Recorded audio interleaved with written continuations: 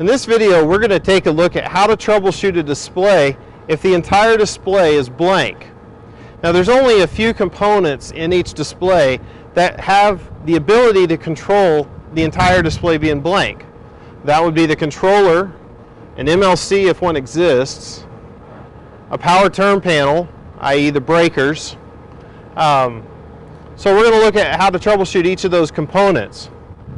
So here we go. We have a blank display.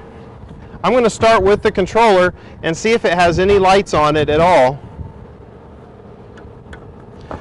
Generally speaking, the controller is kind of on the lower left-hand side of the display.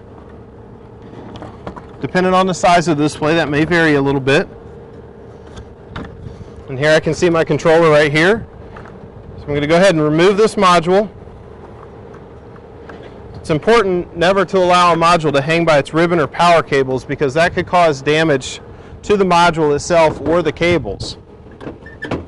So if you have some lanyards, you could hang the module from the little eyelets here. Otherwise, I just like to remove it. So if I remove the cover on this controller, and if we zoom in here, we can see that there are no lights on this controller. Now, that indicates that the controller has no power. So now it's not able to send any data out to the display, to the modules. So I need to step back and further in the power chain and find out why the controller has no power. So my next step is going to be to look at the power turn panel. Whenever I remove a module from a location and I'm done troubleshooting in that, I go ahead and put that module in and fully latch it. That way I don't forget to do that later. So the turn panels are generally speaking located in the center portion of the display. So I'm going to remove this module here and see if the turn panel is behind it.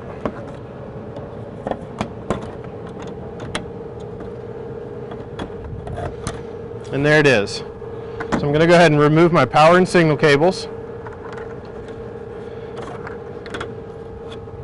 And what I can see on this turn panel is that one of the breakers is tripped.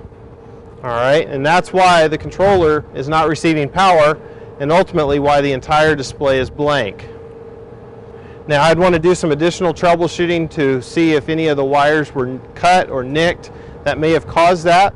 Now that I've checked out the cables, I don't see any other problems. I'm going to go ahead and reset that breaker. I hear those fans turn on. That's telling me that the controller now has power and our display should boot up here in a matter of a couple of minutes. My display is now showing its boot sequence, which means the controller has power. It's sending out data to the MLC, which is sending out data to the modules. And it looks like we fixed our display.